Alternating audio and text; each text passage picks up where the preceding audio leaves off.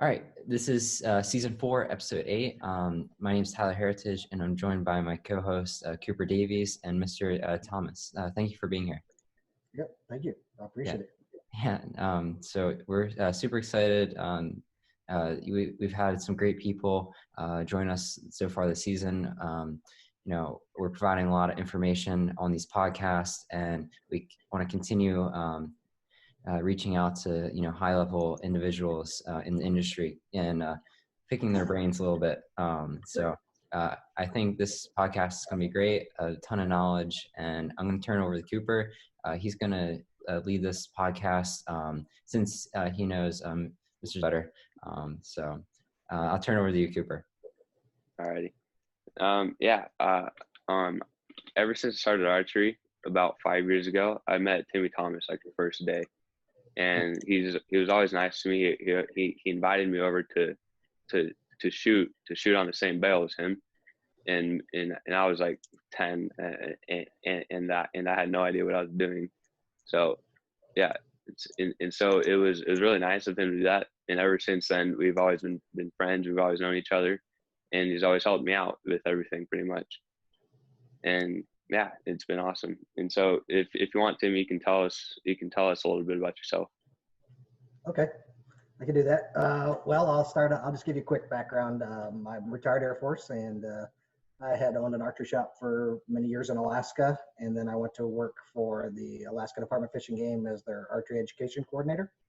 And then when I moved to Reno, I was doing the same job there where I met Cooper. I was the Archery Education coordinator for the Nevada Department of Wildlife for about 6 years down there. So that's how I got kind of tied up with the program that we're doing now, Archers. I was the National Archery in the Schools program coordinator for Nevada, and I think you guys are familiar with that program and what they do.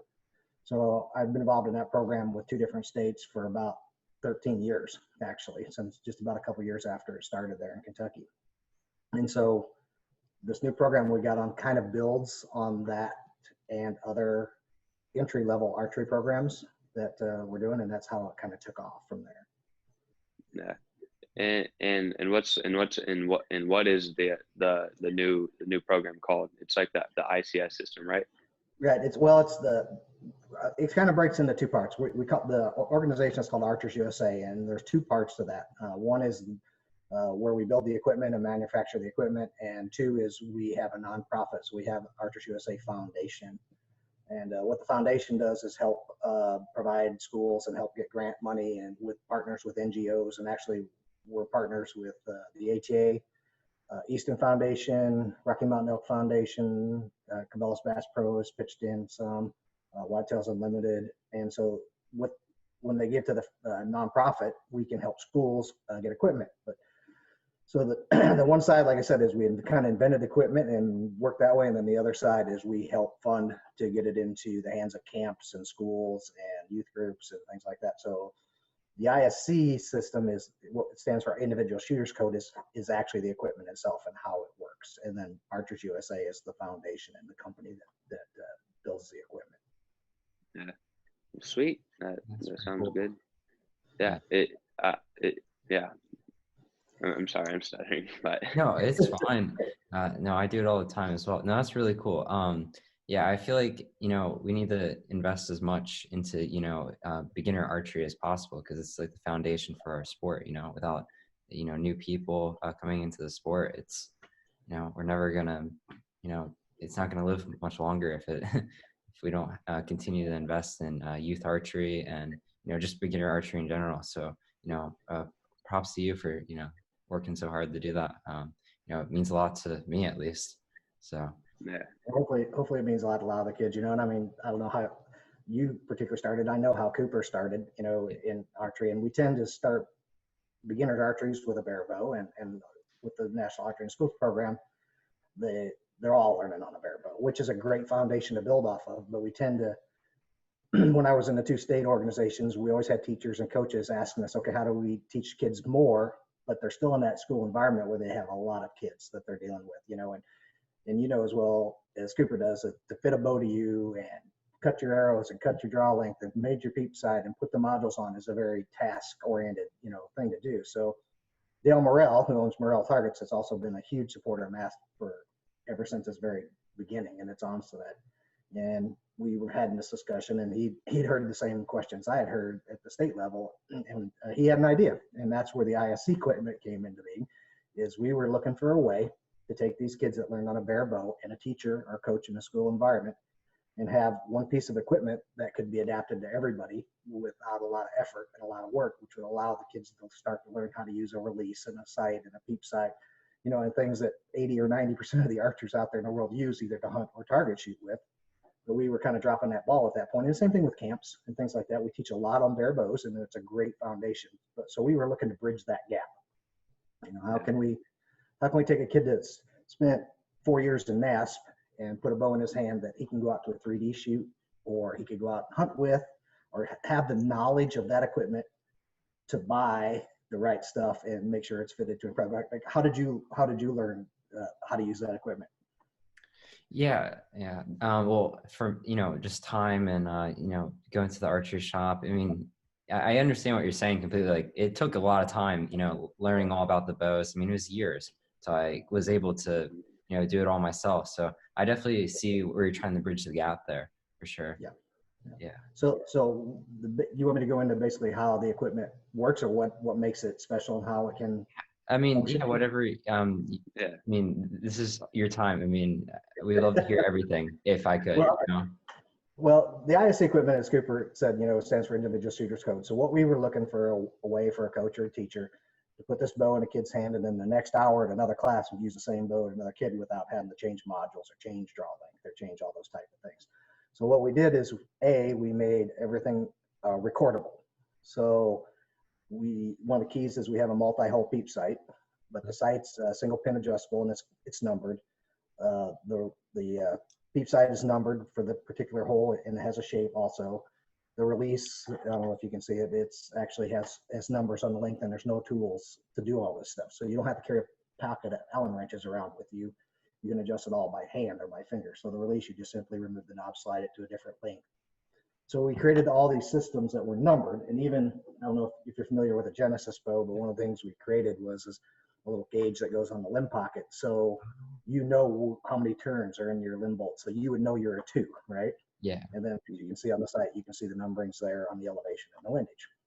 So once you fit the bow, and we created a couple tools to do that. And one of them is this little hand gauge, and this is really simple. We're just measuring hand length here. Okay, so you just put their hand on this, and you can see the numbers 1 through 5, and that correlates to the numbers on the release. So you can adjust the body length to their finger length. Okay. Then once you have the release fitted and the strap fitted, the strap is numbered as well. You record those two on the card, or we have an app you can download, and they can keep this information in their phone. And we also created this little tool, which is a way for them to practice with the release before they actually go out and put a bow in their hand, and you know how that goes, misfire release or not hook up a release. And then it does a couple other things too. As you can see, there's some codes, colors, and some shapes on there. So based on their draw length with the release, this arrow is going to point to one of those shapes, right? And I'll show you one that's removed, but there's one in the bow. And our peep sight, if you notice, has 4 shapes and 4 numbers. Okay, so that's based on their draw length and the bow angle of their draw. They're going to know which of those peep apertures they're going to use. So you don't have to move a peep sight up or down in the string. Yeah. So once you have that recorded, you record that peep sight setting as well. Make sure they can handle the poundage of the bow. And I showed you that limb gauge on the bow. So now you know where you were setting, and you record that. You take them out, you sight them in, you record the elevation, and you record the windage. So now they have a 6-digit code. So now that with this particular bow that's in all the classrooms, they can pick any bow off the rack, dial in that 6-digit code, fit the release, and they can walk out and shoot it. So, you know, it doesn't have to find a specific bow for a specific kid or a specific poundage or whatever. The only thing you may have to change would be the poundage. But you can do that easily because they know they're a 1, a 2, 3, or 4, 5, 6, whatever it may be. So that's what we were looking to do. And the same thing goes for a camp or Boy Scout camp where you got 50 kids a day out there. You know, we tested this after I've worked with Dale for several years on running this equipment through. And actually Cooper was kind of lucky because we were testing it at the shop he shoots out of there at Wasting Heroes a lot. So they had it a year or so before everybody else, just checking the durability and how it worked. And then we took it our final big test is we took it to the National Boy Scout Jamboree in Virginia. And we had 450 kids a day going through the equipment and shooting it. And we could bring them in, give them a little safety briefing, fit the equipment to them, and get them shooting in the yellow within 15 or 20 minutes. Wow. Yeah, and we just were running groups of 20 kids through there 8 hours a day for 8 days. So it told us, that the system works and that it holds up really well, and that this recordable part of it makes it really easy for the teachers and the coaches and the kids. And like wasting arrows, I know for sure they have a few of the systems. So a kid learns this in school, right? He's on the master program or whatever and moves up into the high school. And we've been doing this in mostly high schools. We have 100 high schools doing this now throughout the country. Wow. And if they learn on this, now they can go over the wasting arrows. They could set the same code into a bow over at wasting arrows and walk in and just continue that education and learn more, and hopefully connect them with the shops and the dealers and the people in that shop. Like Cooper said, you meet a lot of people and you make those connections and you learn a lot in those situations, how they do that. But that's kind of how the system works. It's really simple. Yeah, it's really cool how simple it is, because hard setting up a bow, and it just makes it a lot easier to hit the middle, and that's what people want to do. They don't want to miss the target. Well, it's instant success. You want to be successful, and like you said, you don't want to shoot the ball, you don't want to shoot the floor, so you're trying to be, and this makes them successful quickly, and it relatively quickly. And if they feel they have that success, they have more of an attitude of, I want to stay with archery and I want to do more archery and I want to learn about more archery. That's what we're trying to instill in them. Is what happens in NASP is, you've been shooting a Genesis bow since the 4th grade, and you kind of get up into that high school, 9th grade, 10th grade, 11th grade, where you're at, and to keep shooting that Genesis bow gets a little boring, gets a little old school, and all you're ever shooting is the same round target, the same distance, and the same bow with no sight, no nothing. So hopefully this gives them more of a challenge and then more of an education as they go through. And then with some of the states that are doing it, like Oklahoma, for example, they've created some new targets with animals on them and turkeys and some animals to try to relate the kids that want to learn about hunting more to, okay, where do I shoot a turkey when I'm in the woods with a bow? Here, where do I shoot a deer when I'm in the woods with a bow? Yeah. So it adds that other side to that education as well. So we're trying to create hunters and target archers, But and then the good thing about the Gen X platform that we're using is they're familiar with it because they learned the Genesis bow. And what happened there? Oh no! There, my screen blanked out for a second. Yeah, no worries. It went dead because I didn't move anything. So anyway, you're familiar with that bow, so they're able to pick it up really quickly and transition into that new equipment, and then hopefully that knowledge takes them over to the shop, and they're more knowledgeable about what they want to do and what parts of archery they want to pursue. And it keeps them in the game, right? Instead of them getting bored with it and dropping out and going to find something else to do, we hopefully keep them in archery like we have Cooper. And if you had to shoot the same bow, the Genesis bow that you shot in the 4th grade for the rest of your life, you'd be bored too, right? Yep. So you want to learn this other stuff. Yeah, keep them climbing up the ladder. Or it's a competitive archery. Yeah, no, that makes a lot of sense. But yeah, just, the usability factor. I mean, just being able to set it up in, a few minutes. So getting towards the high school side, like I'm sure it's mainly high schools and middle schools that you're. High schools right now is where we've targeted with the grants and stuff, and that's where the states are. Right now, we piloted the program and we worked with states. Like I said, we worked with NGOs to get some grant money to help those states. So the states that are in it now, which are Arizona, Michigan, Oklahoma, Pennsylvania, we got a few scattered in Iowa, and a couple in Nevada now. Oh, wow. That have done it. And Oklahoma was probably North Dakota was our first actually. We piloted 10 schools in that state, and at first we were just trying to make sure the equipment would function well in that environment. But they've actually started to hold tournaments and things now. Oklahoma and North Dakota both hold state tournaments, and they've done that in conjunction with their NASP tournaments and made it just like another division. So the kids come in, they can shoot NASP, and then they shoot another bow, and they shoot a different style target. North Dakota did really cool 3D targets, and Oklahoma did paper turkey targets. So everybody, it's given them that variety, of different targets and things to shoot. But the reason we chose that platform too is it will go to 40 pounds. So we've actually had some kids in North Dakota take this bow out from the classroom out into the field and go hunting because it's a legal hunting poundage bow in that state. So Arizona as well, they've gone on some small game hunts and some things with archery equipment, and they've learned to do it on the same boat that they're learning in school. So it helps that recruitment, and it helps that mentoring thing a little bit too. And, not everybody can afford to run out and buy a brand new bow for their kids, but now they can get that opportunity to go to a 3D shoot or a field shoot or a small game hunt or a hunt with the same equipment they have before they have to purchase it. So we're hoping that helps them too and keeps them along as archers. Yeah, that's really cool. Yeah, that's awesome. I like that. That's cool. So when you're introducing this to like new schools, like who are you pitching this to? I guess is the best way to put it. Well, we pitch it to schools too. We've been working because NASP is so ingrained in the Fish and Wildlife agencies. Mostly, we've been working with them through them to the schools because we're not really trying to create like a whole nother coaching system or a whole nother program. This system is to give them a tool, right? They already have an existing.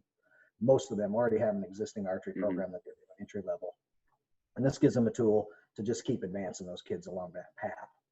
Yeah. So we've actually applied for a multi-state grant this year, and if we get awarded that, which we'll know in September, we're going to bring 5 more states on and pilot 10 schools, and they will be getting complete equipment 10-bow kits in those schools through that grant. Nice.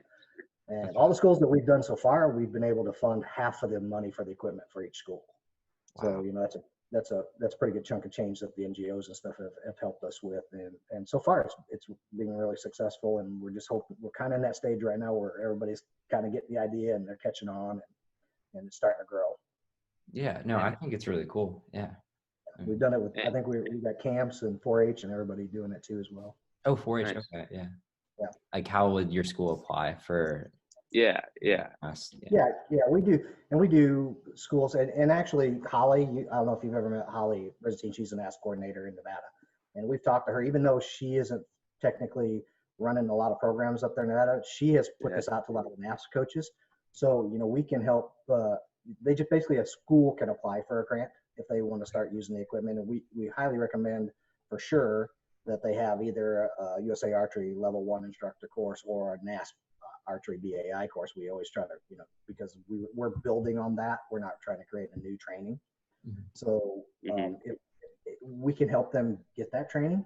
We can connect them with the state agency, or we connect them with somebody in the state that does USA Archery trainings, like Lystra, for example, like the shop where you shoot Cooper, does those trainings all the time. So if they don't have the training, we can help them get the training, and then we can, they just basically apply for a grant. And then we kind of do it on a first come, first serve basis, until they're just starting that new school year. So we're getting some new funding in. And so, as we spend it, we'll get it. We don't want to sit in the bank. We want it in equipment and kids' hands out there in the schools. So we try to kick that equipment out the door with that grant as fast as we can do it. Oh, that's really Nice. cool. Yeah. So have you ever found it like difficult for does it like a school board have to like approve it? I mean, I'm all for it, but where I'm at, archery is, in the school sounds a little crazy where I'm at. Really? But I mean, what state are you in? I'm sorry, I forgot. New Jersey. New Jersey. You guys are one of the few states left that really doesn't have a big program going yet. Yeah. But I mean, I would love to start one, but. It's kind of most of the time it's the head of education department approves that it happens. Like in Nevada, we had some trouble in the northern half of the state, but Las Vegas has a really, really strong program. Okay. So it's kind of, you have to kind of get into the Department of Education and do some pushing sometimes to get them to approve it. Mm-hmm. But typically the NASP training, like I said, most states provide that. And I know NASP will provide trainings in New Jersey if there's schools that want to come on board. Basically the principal is the big guy at the end of the thing that says, yeah, we're going to do it. He's going to get permission from the school board. School board's going to say, yeah, you can have an archery program. But if you look at the data from safety data, this archery hands down is the safest sport that's going on in all these schools out there in the country. Yeah. And the National Archery Schools program has a national tournament. I don't know if you're aware of that or not, in Louisville, Kentucky, right? And last year they had close to 15,000 archers. 15,000. There were 750 kids on the shooting line at a time in that building. Wow. Think about the shooting line is almost a half mile long. Think about that for a second. It's huge, right? So it's bigger than me. A lot of kids doing this program.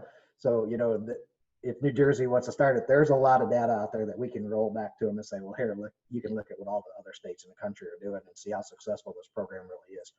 And NASP offers a lot of college scholarship money too for their winners. They gave away several $1 million in scholarships over the last couple of years to archers at the high school level that are the top archers in the country that win at that tournament. And they're doing it at some of the state levels too. Wow. I mean, that's a huge thing, scholarship. I mean, looking at colleges, that was a big, decision factor when I was picking out a school for the next 4 years. I mean, you take anything that you can get when it comes to that. So, but yeah, I mean, that's really cool that they're giving out that much money to, the people that put in tons of time into it. But yeah, I mean, I feel like archery is one of the safest sports out there. I mean, you never hear about, an accident occurring, hardly ever. Yeah, you don't rip your tendons loose typically, or break a leg out on the football field. It's a pretty safe sport. Plus, if you look at national surge data, there's only one sport that's out there that they say is safer than archery, and that's ping pong. Yeah, I mean, So it's a really safe sport. There's never been and it's so organized. If you've seen how they run it with the whistle command stuff, they run it basically like an international tournament, like USA Archery or anybody does. So it's super regimented and super safe. And so after the kids learn in school how that whole system runs, and they go to the tournaments, or their school tournaments and the state tournaments, they're really on key on how it works, and how they're going to run the tournament. That's what makes it so safe. Is it's so uniform, those trainings and stuff. For sure. Yeah, so, I mean, there's other school programs out there. There's Olympic archery in the school, and there's a few other ones that are in there in the smaller version, but they're specialized. We're just trying to teach the equipment that you need to be successful as a compound archer, basically. Yeah. And it's kind of like, I mean, in my gym class, at least, we do like units and, different sports throughout the year. So you get a little taste of everything, and then you can pick like what you want to do. And maybe like 10 kids want to shoot a bow, 10 kids want to play basketball, and then 10 kids want to play tennis. I feel like that's a good way to do it as well. I don't know if you're. Yeah, that's pretty much how most of the schools do it. The NASP program, not real familiar with that, but they have basically just, if they're going to get the equipment and run a program, their requirement to compete in the tournaments and stuff is that they just offer it in school at some point during the school day in a PE program, like you say. They have to have an in-school program. Now they can expand on that, and most schools do for sure have an after-school program, and that's where the coaching and the mentoring and the things where the kids go to the different tournaments and stuff. It is, that's where that all comes from, and where it stems out of is that group of people there that get into these programs. And we build a lot of archers that way. There's a lot of new archers coming out of there, and you going into college, as you're probably starting to find out, there's more and more colleges all the time offering archery programs and offering archery scholarships because it's becoming more popular. And I know there's a real push with USA Archery is offering a bunch of programs and bumper scholarships this year to collegiate coaches to help, and colleges to help boost those programs and create more of those programs. They're going to spend a lot of money over the next few years doing that to really increase those programs, which is really great for you guys. Yeah, for sure. More money going in. I mean, I think more money that'll come out of it. If you're investing, if you keep investing in what, beginner archery and, collegiate archery, I think there's going to be more of a demand for, more bows and more arrows, and, it's just going to be better for the industry in the long run as well. So. Absolutely. And that's the other part of what we're trying to do is we're not only, Dale Morrell's spent a lot of time and a lot of money developing this, and basically paid for all this up front out of his pockets to get this developed, and the tooling and everything to build everything that we're building in. We're actually starting to move, some of it we're building overseas, but we're actually starting to partner with a bunch of different companies. I like the release. We just partnered with, are you familiar with B3 Archery? Oh yes, we're familiar with them. Yep. Yep, they're our new partner for building our release, and they may be our partner building our site. So we're trying to bring that to where we're trying to move a lot of this equipment to U.S. manufacturers to share in that wealth. We had to create it somewhere. We had to start somewhere and get it running. And Dale was willing to do that investment, out of his generosity for what he feels for the youth archery programs, and he was able to do that. So it's really taken us a long ways to get started, but we want to bring everybody in, and if we can get other bow manufacturers, if we can get other people involved in the program, that's what we want to do. For sure. Yeah. I think it's a great thing. So I think it's hard to disagree with benefiting archery, Yeah. And hopefully this will help, and let's think, if you go to college, right? If you're shooting an ASPO and you go to college, and you go into a collegiate program and an archery club, they can have some loaner equipment and stuff there too to keep kids going, or bring in those new kids that maybe made it all the way through high school and never tried archery, and now they're in college and they're interested, and they got some new archery friends and they want to get in there. So that's where this comes into play too, is it's a great loaner piece of equipment to intrigue new archers to come to things like collegiate archery programs and 4-H clubs and Boy Scout camps and things like that, where they don't have to purchase gear right off the get-go. So that's the whole goal behind it, is get them interested and then give them what they need to know. My favorite saying lately is we're going to teach them to where they're going, not to where they are, so we're trying to think ahead. Yeah, no, I think it's a great thing. So, Cooper, you just want to ask a few more questions? Yeah. And we'll probably end it very soon. Just so we don't, we try to keep it around like 25, 35 minutes. Sure. I'm here for whatever you guys need. All right. Well, I mean, we appreciate you being here. So, Cooper, if you want to ask, 1 or 2 more questions. All righty. Yeah. The oh my God. That's fine. I'm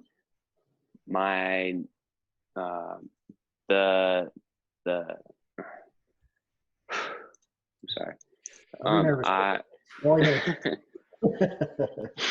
I'll edit all the and the. Don't worry, I can. Yeah, it's easy.